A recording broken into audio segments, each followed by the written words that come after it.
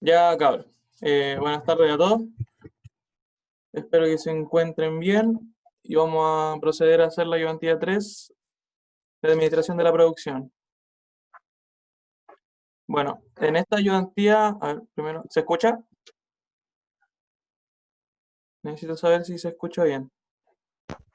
Sí, guapo, se escucha bien. Vale, Sí, sí se escucha. bien. Entonces, ahí le estoy compartiendo la ayudantía número 3. Me basé un poco más en repasar el tema de los ratios y la interpretación, porque muchos me han preguntado qué significan los ratios, el efecto látigo, todo eso. Y vamos a ver un par de definiciones importantes. Bueno, primero vamos a ver qué es la cadena de suministro. Quizás con el profe ya lo vieron, pero esto es como una definición para que lo tengan un poquito más a la mano.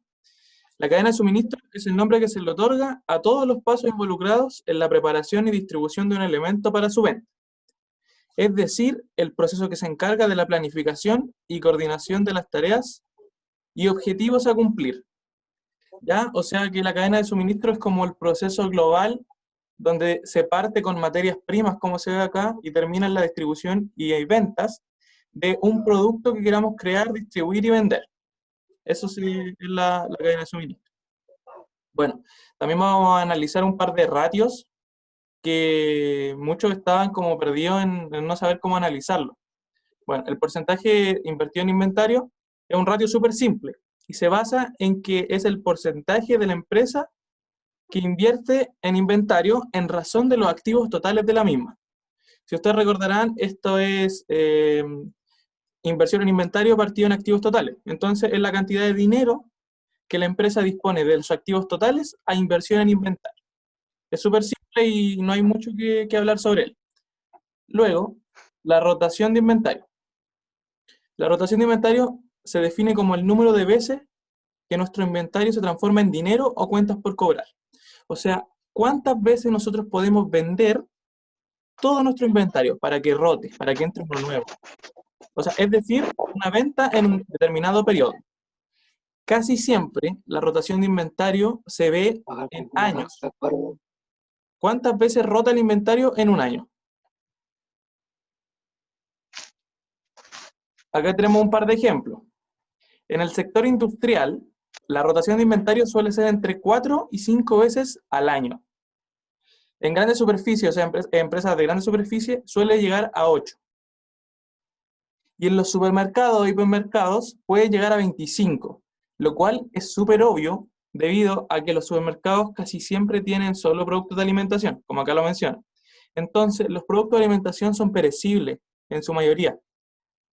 Lo que pasa, entonces, si nuestro inventario rota muy lento, nuestros productos se van a echar a perder, vamos a tener merma. Entonces, por eso es muy importante que tengamos una buena noción de lo que es la rotación de inventario. ¿Por qué el supermercado tiene 25 y por qué industrial tiene tan poco? Y el ratio depende del rubro de la empresa, como lo estamos viendo acá. Luego, las semanas de suministro se definen como el tiempo que tarda la empresa en hacer una rotación de inventario. ¿Cuánto tiempo tarda la empresa en vender todo su inventario? En venderlo o darlo a crédito. Y en este caso, ¿cuántas semanas tarda en rotar el inventario? Por eso se llama semana de suministro. ¿Cuántas semanas tiene que llevar a cabo la empresa para que todo el inventario sea vendido? Ya, y el efecto látigo, que es lo que más me han consultado últimamente, este se define como la consecuencia de una cadena de suministro con asimetrías de la información, distorsiones o fluctuaciones anormales dentro de la misma. Recuerden que la cadena de suministro es esta que está acá arriba. Luego, ¿qué dice?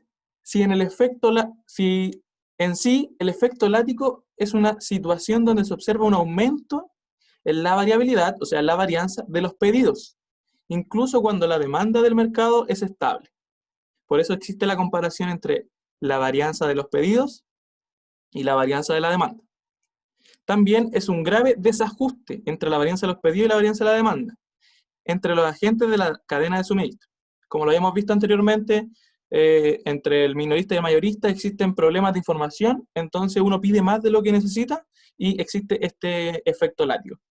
Bueno, y acá tenemos la interpretación. Si el efecto látigo nos da igual a 1, no existe efecto látigo. O sea que la información está bien. Nuestra varianza de pedidos es igual a la varianza de la demanda. Perfecto. Luego, si el ratio es mayor a 1, existe efecto látigo. O sea que tenemos más pedidos que demanda. ¿Qué puede producir este efecto látigo? Puede producir merma en el inventario, mucho stock de inventario, pérdida de pedidos y de su valor, además de una baja rotación de inventario. Si nosotros pedimos mucho y nos demandan poco, todo ese excedente que pedimos nos va a quedar en el inventario. Denme un segundo. Todo ese excedente que nosotros pedimos de más nos va a quedar en el inventario. Entonces eso va a producir que acumulemos inventario y se nos sea mucho más difícil venderlo. Por lo cual vamos a tener una baja rotación de inventario y vamos a perder productos, vamos a perder los pedidos, vamos a tener problemas en el inventario. Luego, si el ratio es menor a 1, también existe efecto látigo. O sea que hay más demanda que pedidos. ¿Y qué consecuencias puede traer esto? No cubrir la demanda. ¿Qué significa no cubrir la demanda? Perder nuestros potenciales clientes. Esto es como lo más destacable del efecto látigo. Ya, ¿alguien tiene alguna duda sobre efecto látigo, interpretación, algo así? Para pasar al ejercicio de efecto látigo. ¿Joaquín? Sí, sí, dime. Yo tengo una duda. Ya, espérame, deja dar un poquito de volumen. Ya, ahora sí, dime. En el porcentaje del inventario, más arriba. Porcentaje invertido en inventario, ¿ya? Sí. ¿Entre más es mejor o peor? Depende del rubro de la empresa. Ya, Porque si tú eres, pongamos el ejemplo, si tú eres una empresa de transporte y logística, tener un gran porcentaje invertido en tu inventario no es bueno, porque tu rubro no es almacenar, tu rubro es transportar. Entonces, ¿dónde debería estar la mayor inversión? En distribución, que serían camiones, ¿cómo se llama? Comprar cosas para transportar los productos, ahí debería estar tu inversión, no en el inventario. En cambio, si acá estamos en la empresa de almacenaje y bodegaje, aquí es importante una buena inversión en inventario, porque es a lo que se dedica la empresa. Tiene mucho que ver con lo que se dedica la empresa. Vale. No sé si responde eso a tu pregunta. Sí, sí. Gracias. Ya, vale. ¿Alguien más? ¿Alguna pregunta sobre los ratios? Sobre que no entiende por qué el minorista está antes que el mayorista, esas cosas. Efecto látigo, ratios. Para pasar a la siguiente. ¿Me pueden escribir por el chat si es que tienen alguna duda? Ya, entonces, vamos a calcular el efecto látigo. Bueno, mire, les comento. Este ejercicio es muy similar al del taller, no es igual, pero es muy similar. Y tiene una forma muy parecida de desarrollarlo. Espero que esto le ayude a resolver el ejercicio del taller. Espera un segundo. Ya, dice. La cadena de suministro está compuesta por 4 eslabones principales: el fabricante, el distribuidor, el mayorista y el minorista. A continuación, se muestra la información histórica de la varianza de los pedidos de cada uno de estos eslabones de la cadena de suministro. Entonces, nos entregan el minorista, el mayorista, el distribuidor y el fabricante, y la varianza de los pedidos. Nos entregan la varianza lista. No es necesario que la calculemos, no nos dan los datos para calcular. Perfecto. Igual que en el taller. En el taller también nos entregan la varianza de los pedidos. Creo que tengo aquí el taller. No, aquí. No sé si, a ver. Dice acá. La varianza de la demanda fue 200 y la varianza de los pedidos fue, claro, en el taller también nos dan la varianza de los pedidos. ¿Ya? Además, también tenemos los datos de la demanda del minorista en el mismo periodo. Acá nos dan datos de la demanda del minorista. Es decir, no nos dan la varianza. Tenemos que calcularla. Es muy importante porque uno de los errores podría ser reemplazar en la tabla y listo. Pero no, es muy importante que cuando nos dan los datos, calculemos la varianza. Y simplemente con lo anterior, calcular la varianza de demanda del minorista, acá, calcular el efecto látigo del minorista, calcular la varianza de la demanda del resto de la cadena de suministro, o sea que del distribuidor, fabricante, mayorista, fabricante, distribuidor y mayorista. Ahí. Obtener el efecto látigo de cada uno de los eslabones de la cadena de suministro. Al tener las dos varianzas, podemos calcular el efecto látigo. Luego, ¿quién contribuye más al efecto látigo y por qué?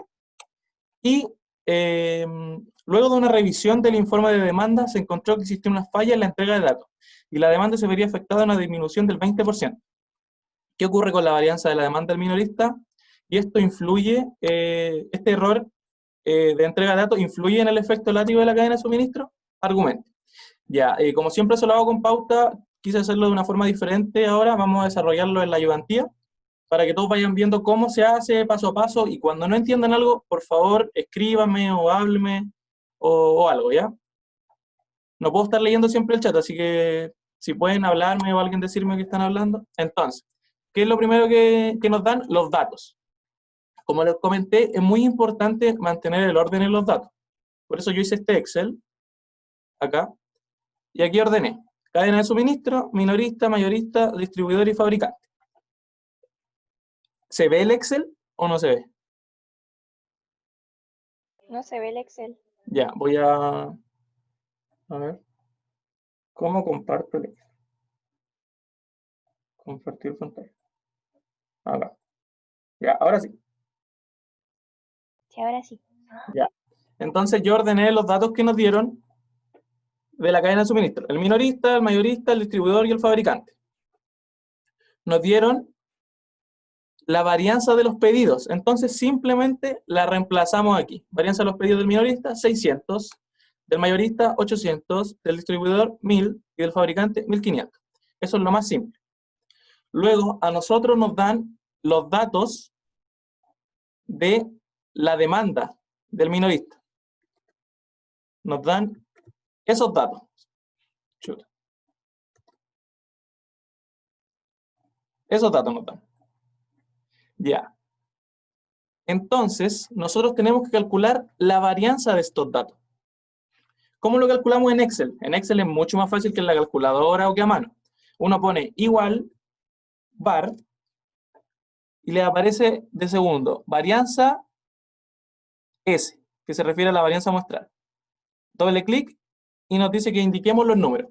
Entonces ponemos 270, punto y coma, 280, punto y coma, 300, punto y coma, 330, punto y coma, 320, y creo que esos son todos, 245, 320, y cerramos paréntesis. Luego apretamos Start, y ahí está listo, la varianza de la demanda de nuestro minorista. Estos son demanda del minorista. Ya, ¿entendieron cómo se hacía en Excel? Yo lo considero que es mucho más fácil que la calculadora en otra parte. Sacar la varianza en Excel. Igual podéis como seleccionar todos los datos al tiro, como no escribirlo uno por uno. Sí. Ya, entonces obtenemos la varianza de la demanda y la introducimos aquí. 650. Bueno, ¿qué es lo que nos pedía el ejercicio? Obtenga la varianza de la demanda. Listo. ¿Qué nos pide después? Calcule el efecto látigo del minorista. ¿Cuál es la fórmula del efecto látigo? Si alguien me la puede decir. La fórmula del efecto látigo, si no me equivoco, es varianza de los pedidos partido en varianza de la demanda. ¿Alguien puede corroborar eso? Vamos a revisarlo aquí para no cometer errores. ¿Esa, cierto? Sí, está bien. Ya, varianza de los pedidos partido en la varianza de la demanda. Entonces, aquí sería 600 dividido en 650, lo que nos daría 0,923. Cerrémoslo ahí. Ya. Tenemos el efecto látigo del minorista. Luego, ¿qué nos dice el ejercicio? Determine la varianza de la demanda del resto de la cadena de suministro. Ya, ¿cómo hacemos esto? No tenemos datos de los demás. No tenemos los datos de la demanda del resto de los eslabones. Entonces, ¿cómo lo podemos sacar? que es la interrogante que más me han consultado por el taller, que no le entra cómo podemos sacar la varianza de la demanda del mayorista, del distribuidor y del fabricante. La forma de esto es analizar cada uno de los eslabones. Si analizamos el minorista, ¿quién le demanda al minorista? ¿Quién está más allá de la cadena de suministro? ¿Quién le demanda? La gente, las personas, los clientes. Los clientes le demandaron al minorista 600, esta cantidad, 270, 280, 300, 330, 320. Y nos dio esta varianza. ¿Y a quién le pide el minorista? El minorista, ¿de dónde saca su producto? El mayorista. Del mayorista, exacto. Claro, el minorista, pongámosle una pyme, un pequeño negocio de barrio, va a una super tienda de bodega, un mayorista que vende al por mayor, claro, y le dice, oye, necesito hacer este pedido.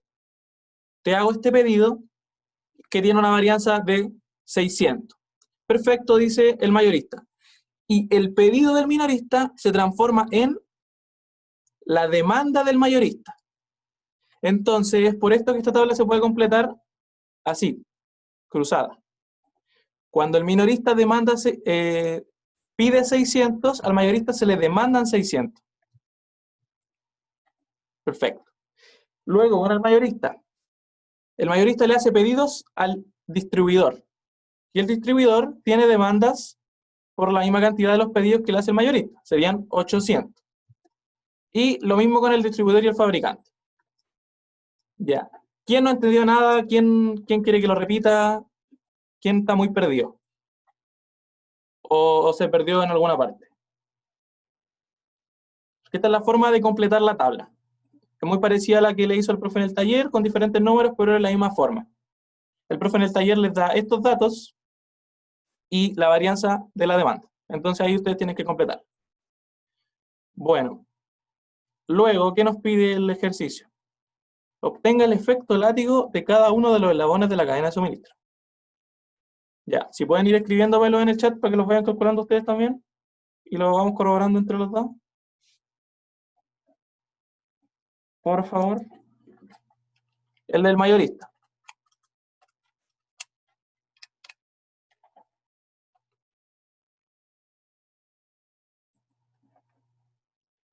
¿Cuánto le dio el de mayorista? ¿Alguien que lo calcule? 1,3333. Ya. Perfecto, a mí también me dio 1,333. Luego, el del distribuidor, muy parecido. 1.800. A mí me da 1,25. Sí. ¿Sí? Ya. Y acá el del fabricante, 1,5. Sí. ¿Sí? Ya, perfecto. Tenemos el efecto látigo. Luego, ¿qué nos dice? ¿Quién contribuye más al efecto látigo? Volvemos a la tablita y vemos acá los efectos látigos. Este efecto látigo es menor a 1. Entonces, ¿está contribuyendo al efecto látigo?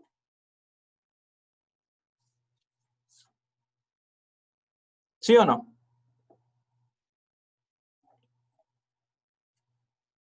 Sí, este contribuye al efecto látigo. Este mayor a 1, ¿contribuye al efecto látigo? Sí. Este es mayor a 1, ¿contribuye al efecto látigo? Sí. Y este mayor a 1, ¿contribuye al efecto látigo? Sí. Ya. Pero ¿quién es el que contribuye más? Dime. Todos los que contribuyen son los que son distintos a uno, ¿cierto? Exacto. Si es menor a 1 o mayor a 1, contribuye al efecto látigo. Ya. Pero ahora necesitamos saber quién es el que más contribuye. ¿Quién es el que lo está haciendo peor? ¿Quién se le ocurre a ustedes? ¿Sería el que está más alejado del 1? Claro, es un análisis bien fácil de hacer, que sería este. Este tiene 0,5 de diferencia del 1. Los demás están bastante cercanos. Entonces, el que más contribuye al efecto látigo es el fabricante. El fabricante es el que más contribuye al efecto látigo. Bueno, luego, ¿y por qué? Eso lo acabamos de ver. Y bueno, se ve claramente que es porque la varianza de sus pedidos es mayor a la varianza de su demanda. Entonces, ¿qué problema tenemos con esto? Él pide mucho más de lo que la gente le compra. Entonces, el fabricante va a tener su bodega llena. Casi siempre está pidiendo un 50% más de lo que lo que la cadena de suministro le está pidiendo. Entonces, él va siempre a acumular 50% en el inventario, 50%, 50%.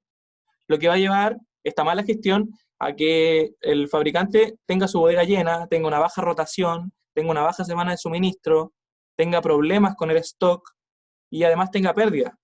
Porque tener un inventario muy parado puede tener consecuencias como pérdida.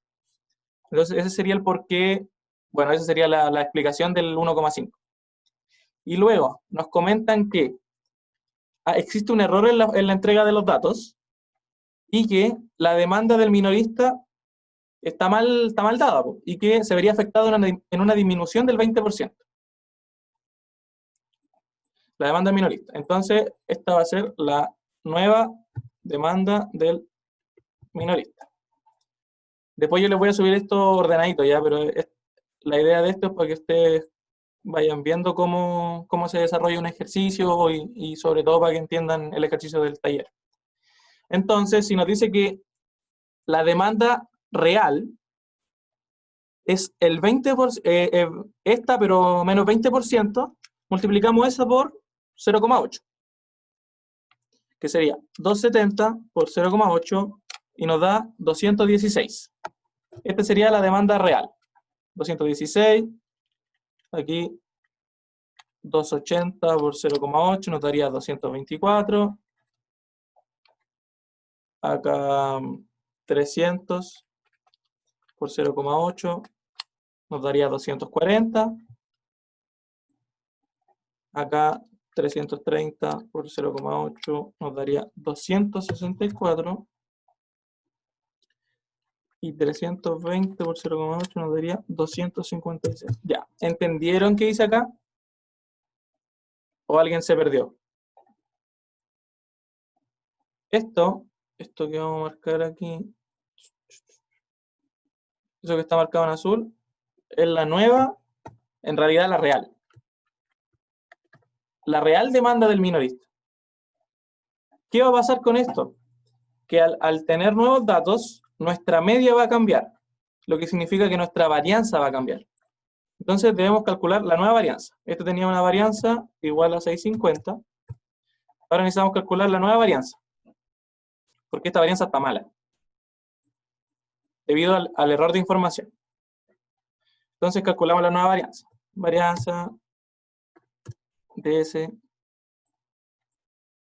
es igual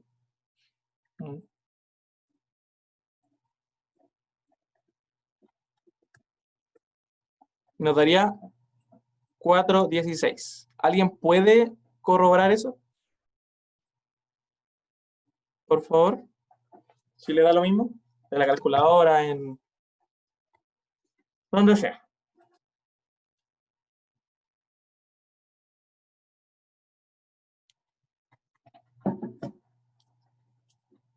Voy a hacerlo yo en la calculadora por mientras voy a revisarlo igual. Entonces sería SD 216. Está bien. ¿Está bien? Sí. Ya, genial. 240, 264 y 256. Sí, 416. Ya. Entonces esta es nuestra nueva varianza de la demanda. Al tener nuestra nueva varianza de la demanda, nuestro efecto látigo va a cambiar. Listo. Entonces no sabemos si contribuye o no. El minorista tiene una nueva varianza de la demanda. Veamos si contribuye al efecto látigo la nueva varianza de la demanda. 1,442. 1,442. ¿Contribuye? Sí. ¿Contribuye más que antes? Sí. Contribuye mucho más que antes. Porque antes estaba muy cercana al 1. Era 0,90 y algo. Estaba muy cercano al 1. Ahora está mucho más alejado del 1, es 1,4. Está teniendo casi tanto el mismo impacto que el fabricante. Tiene casi el mismo impacto que el fabricante. Entonces, al tener nuestra demanda real, actualizamos nuestra varianza y obtenemos el nuevo efecto látigo. ¿Cierto? Eso creo que era eso lo que nos pedía. Y dice, ¿influye este error en la entrega de datos en el efecto látigo de la cadena de suministro? Bueno, este error, o asimetría de la información, como se llama aquí, asimetría de la información, sí contribuye al efecto látigo, porque antes el efecto látigo estaba un poquito más amortiguado, partía muy, muy bajo. En cambio, el efecto látigo parte muy alto acá, en esta cadena. En el minorista ya es 1,4, lo cual es malo. Pero no afecta al resto de la cadena de suministro. Solo afecta al efecto látigo del minorista. No sé si se entiende. Si la asimetría en la información fuera en los pedidos, ahí quedaría la embarrada. Porque los pedidos afectan a la demanda del mayorista. Entonces ahí tendríamos problemas. Pero como no es el caso, solo afecta al minorista. ¿Ya? Si alguien quedó con alguna duda de esto, recuerden que esto les sirve para el taller, entonces ahora es el momento de consultar y decir no entendí o cualquier cosa. ¿Alguien tiene alguna duda sobre el ejercicio de efecto látigo? Como ven aquí, la hicimos súper cortita. Hicimos una tabla, ordenar los datos, y en Excel es una muy buena herramienta para trabajar, sobre todo en este ramo y con lo que se viene más adelante. Ya, como asumo que nadie tiene dudas o nadie quiere preguntar, ¿alguien tiene dudas sobre el taller en el que yo las pueda ayudar? Pregunta nomás, nos sirve a todos. ¿En algún ejercicio en particular? Voy a... Entonces al final vamos a quedar con la varianza muestral, ¿cierto? Hay que ocupar esa para el ejercicio. La varianza muestral es la que se ocupa para los ejercicios. Ya, bacán. A ver... Gracias. Taller. Dame un segundito. Listo, compartir. Juego, otra consulta. ¿Cómo se sacaba el rendimiento? En la pregunta 4 sale esa. Aquí, Sí, yo tengo la misma duda. ¿están viendo el taller? Sí, Ya. Pregunta 4, rendimiento. ya, pregunta C. Ya, a ver. Dice, Baker From desea comparar su rotación de inventario con la de los líderes del sector, que tienen rotación de alrededor de 13 veces al año y un 8% de activa inversión en inventario. Por otra parte, Arrow Disturbing Corp quiere hacer un seguimiento de su inventario usando como métrica la semana de suministro, así como la rotación de inventario. Bueno, aquí vamos a utilizar los ratios anteriormente conocidos. A continuación se presentan los informes financieros expresados en millones de dólares de ambas empresas. Ya tenemos los datos. ¿Cuál es la rotación de inventario de Baker? Ya, esto es fácil. ¿Cuál es el porcentaje de activos comprometidos al inventario? Esto es el porcentaje de invertido en inventario. Ya, acá dice, ¿cuál es el rendimiento de Baker comparado con el de los líderes del sector? Bueno, para ver esto, primero tenemos que calcular los ratios de Baker. ¿Ya? Y los ratios de Baker que pide son...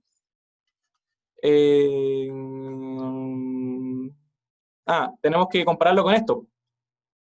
Rotaciones de alrededor de 13 veces al año y un 8% de activo. Entonces, ¿qué ratios tenemos que utilizar nosotros para comparar el rendimiento? Tenemos que usar el rotación de inventario, el ratio de rotación de inventario y porcentaje invertido en inventario. Luego de calcularlo, tenemos que comparar. A eso se refiere con el rendimiento. Si Baker, hablando que estamos en la misma empresa, en el mismo rubro, tiene, por ejemplo, 5 rotaciones al año, ¿cuál es su rendimiento? ¿Cómo es su rendimiento en comparación a la competencia? ¿Es mejor o peor? A eso se refiere la pregunta. ¿Ya? Y si Baker, hablando de que estamos en el mismo sector, en el mismo rubro, porque él está compitiendo con los líderes del mercado, del sector, tiene un 8% de activo invertido en inventario.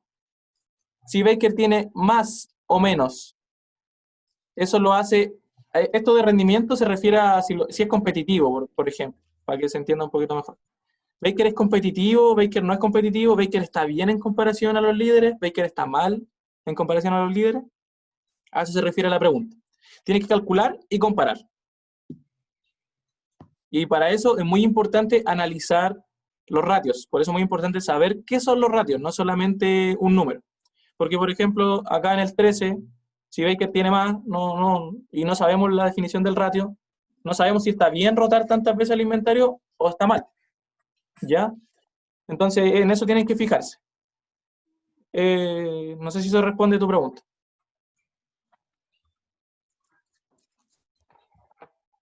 Sí, vale, gracias. Ya. ¿Alguien más tiene? Dime. Sí, sobre eso, sobre la misma pregunta, ¿Ya? si sabemos, por ejemplo, que tiene más rotación de inventario, ¿eso Ya. quiere decir que es mejor? ¿O que esté rotando más quiere decir que vende más? ¿Que es mejor que Mira, el otro? como lo vimos anteriormente, la rotación de inventario tiene siempre como ligado el tema del rubro. Pero pongámosle que esto, dejemos de un lado el rubro y asumamos que, es que esta no dice qué empresa es, ¿cierto? Baker M, ¿cuál es esta? Debe ser real. Déjenme buscarla. Baker MFG. Tiene que ser de distribución porque el otro es Arrow Distributing Corp. Puede ser. Dame un segundito para revisar. MFG.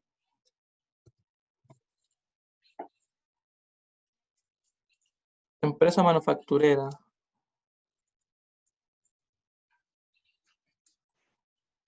Y la otra es Arrow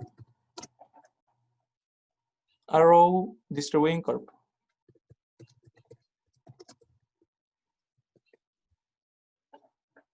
Distributing Corp. Ya. Bueno, asumamos que son manufactureras las dos, ¿cachai? Entonces. No, pues no. Nada que ver, porque esta es de otro lado. ¿Cachai? Hasta aquí llega el ejercicio de Baker. Y Baker es manufacturera. Entonces se está comparando con los manufactureros líderes del sector. ¿Ya? ¿Qué pasa? Los líderes del sector tienen 13 rotaciones al año. Es una alta rotación de inventario. Es muy buena. Rotar muchas veces el inventario significa que te compran mucho.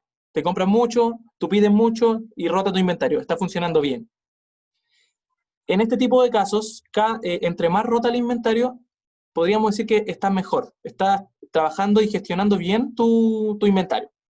Entonces, pongámonos en el ejemplo de que Baker tiene una rotación de inventario de 7 veces al año, lo cual podría no ser malo, pero como queremos ver la competitividad o el rendimiento de esta empresa en comparación a los líderes del sector, sería peor o malo.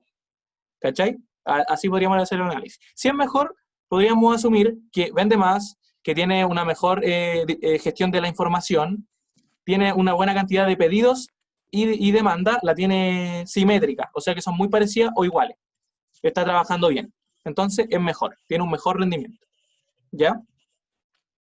Y en el tema de los activos. Claro, y eso también porque supongamos que tuvieran algo parecido en las rotaciones, pero Baker tiene como más inversión en inventario. Estaría como la diferencia con los líderes.